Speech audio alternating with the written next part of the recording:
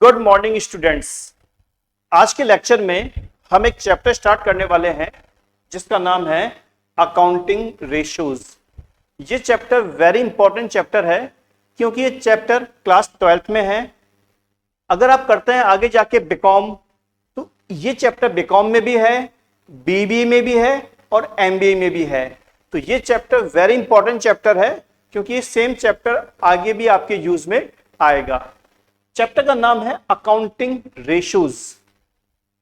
इस चैप्टर को स्टार्ट करने से पहले मैं आपको बता दूं, अगर हम हमारी कंपनी के बारे में बात कर रहे हैं और हम देख रहे हैं कि हमारी कंपनी को प्रॉफिट हुआ है 1 लाख रुपीस का, और दूसरी कंपनी की बात कर रहे हैं और उस कंपनी को प्रॉफिट हुआ है 1,20,000 रुपीस का, तो अगर हम सोचें कि हमारा प्रॉफिट कम है और सामने वाली कंपनी का प्रॉफिट ज्यादा है तो ये सोचना गलत है। क्यों? प्रॉफिट का जो वॉल्यूम है वो ये नहीं बताता कि आप सक्सेसफुल हैं या नहीं हैं। आपको और भी फैक्टर्स एनालिसिस करने होंगे। देखिए कैसे, मैं एक छोटा सा एग्जांपल ले रहा हूं। मैं अपनी बात करूं सेल्फ और बात कर रहा हूं अदर बिजनेस की। मेरे बिजनेस का जो प्रॉफिट है वो है सपोज 1 लाख रुपीस, और जो दूसरा बिजनेस है उसका प्रॉफिट कितना है 1,20,000 रुपीस। मैंने जो बिजनेस के अंदर पैसा इन्वेस्ट किया है वो किया है सपोज 2 लाख रुपीस, और जो दूसरी कंपनी है उसने अपने बिजनेस के अंदर पैसा इन्वेस्ट किया है 3 लाख रुपीस। इसको हम चेंज करते हैं परसेंटेज में। आपको याद होगा परसेंटेज में चेंज करने के लिए हम लोग क्या करते हैं, 100 से मल्टीप्लाई करते हैं। तो मेरे बिजनेस का मार्जिन कितना आ गया 50%, और दूसरी कंपनी के बिजनेस का मार्जिन कितना आ गया 40%। तो एक बात ध्यान रखिएगा कि मेरा जो मार्जिन है वो है 50% और जो अदर कंपनी है उसका मार्जिन कितना है 40%। यानी मैंने जो अपने बिजनेस के अंदर पैसा इन्वेस्ट कर रखा है मैं उसका यूज सामने वाली कंपनी से बहुत अच्छी तरीके से कर रहा हूं। क्यों? मेरा प्रॉफिट मार्जिन जो है वो सामने वाली कंपनी से ज्यादा है। तो मेरा कहने का मतलब ये है कि प्रॉफिट का वॉल्यूम ये डिसाइड नहीं करता कि आप सक्सेसफुल हैं या नहीं है। आपको यह भी देखना पड़ेगा कि आपने जो पैसा बिजनेस में इन्वेस्ट किया है उस रेशियो में आपका प्रॉफिट कितना है। तो मेरा कहने का मतलब है प्रॉफिट को जो हम एनालिसिस करते हैं उसके लिए ये चैप्टर बना है अकाउंटिंग रेशियोज। चलिए आगे चलते हैं हम लोग।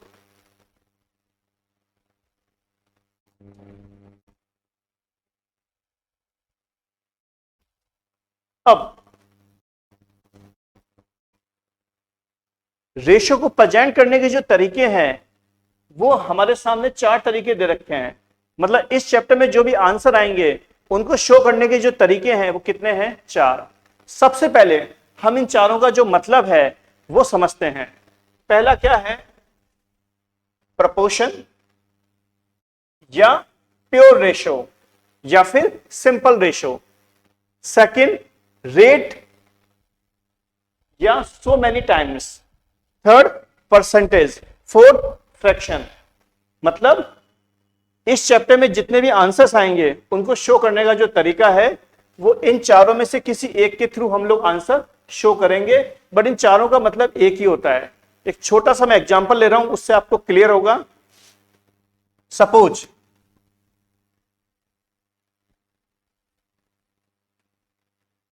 मेरे बिजनेस की जो करंट असेट्स है वो है 5 लाख रुपीस,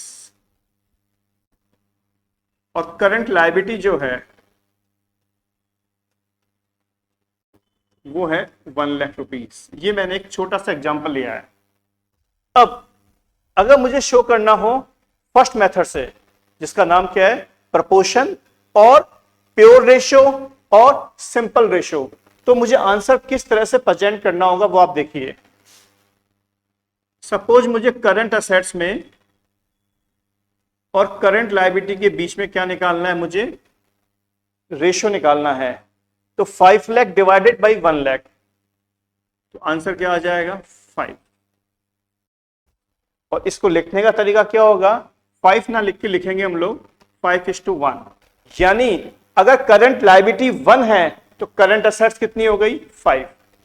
तो 5:1 इसको हम क्या बोलते हैं, प्रपोर्शन और प्योर रेशो और सिंपल रेशो। अब हम सेकंड वाले टॉपिक पे आते हैं, रेट और सो मेनी टाइम्स।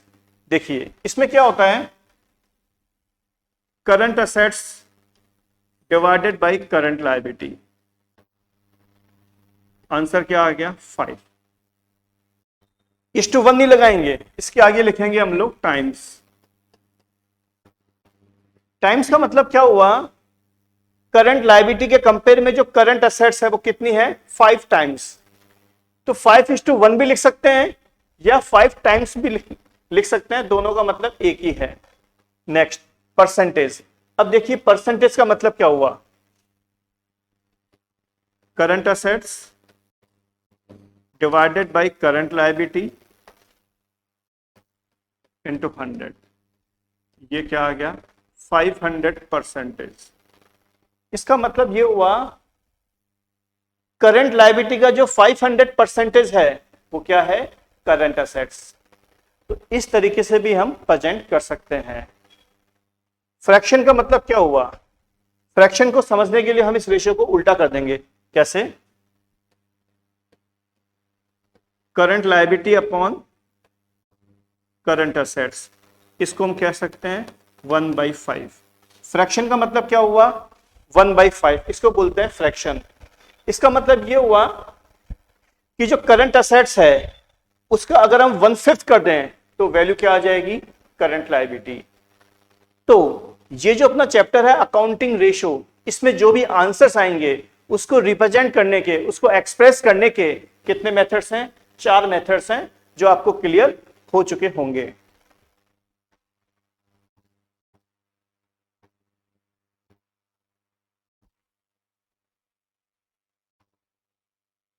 नेक्स्ट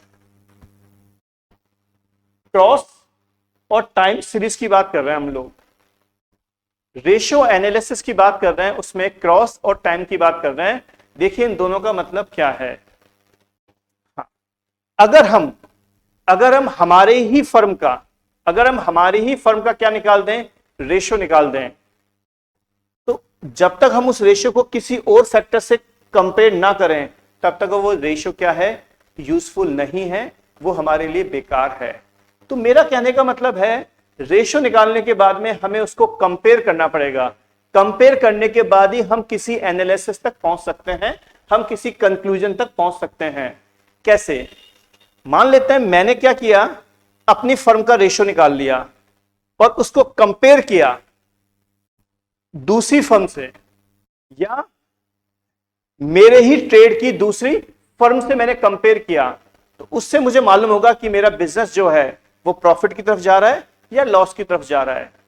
दूसरा तरीका क्या होता है, मैंने मेरे ही बिजनेस के रेशियो को कंपेयर किया मेरे ही बिजनेस के लास्ट ईयर के रेशियो से कि मेरा बिजनेस ग्रो कर रहा है या डाउनफॉल की तरफ जा रहा है।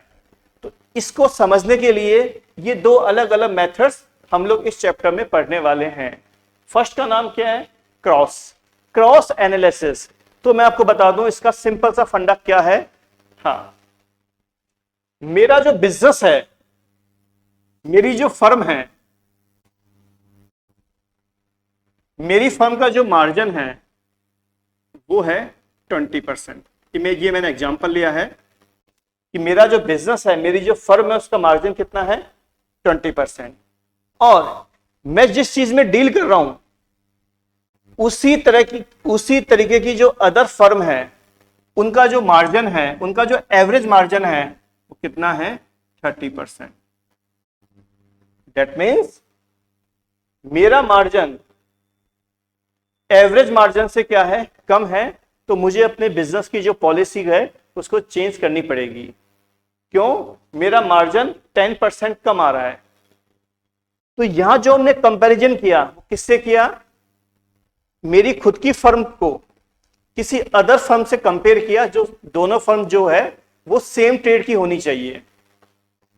दूसरा बात करें हम लोग टाइम सीरीज एनालिसिस की, ये सबसे इंपॉर्टेंट है। टाइम सीरीज एनालिसिस, मान लेते हैं इस साल की बात कर रहा हूं मैं, 2023 में मेरे बिजनेस का मार्जिन है 20%। अब मैं बात करूंगा लास्ट ईयर की। लास्ट ईयर कौन सा हो गया? 2022। देखिए फर्म चेन में भी फर्म एक ही है, मेरे ही बिजनेस की बात हो रही है। यहां तो बात कर रहे हैं अपन 2023 की, अब बात कर रहे हैं मेरी ही फर्म की बात कर रहे हैं 2022 की। यहां मेरा मार्जिन था 18%। तो हम लोग ये देखें कि मेरा जो मार्जिन है वो लास्ट ईयर कितना था? 18%। इस साल कितना हो गया? 20%। यानी मेरा बिजनेस ग्रोथ कर रहा है। तो यहां हमने दो चीज के बारे में डिस्कशन किया, एक तो क्रॉस और एक टाइम। क्रॉस का मतलब आप अच्छी तरीके से समझ चुके होंगे कि मैं अपनी फर्म को कंपेयर कर रहा हूं किसी अदर फर्म से जो सेम ट्रेड की होनी चाहिए। और टाइम में क्या होता है कि मैं अपने ही फर्म को अपने ही फर्म से कंपेयर कर रहा हूं, बट इस साल का जो प्रॉफिट मार्जिन है मैं उसको कंपेयर कर रहा हूं लास्ट ईयर के प्रॉफिट मार्जिन से।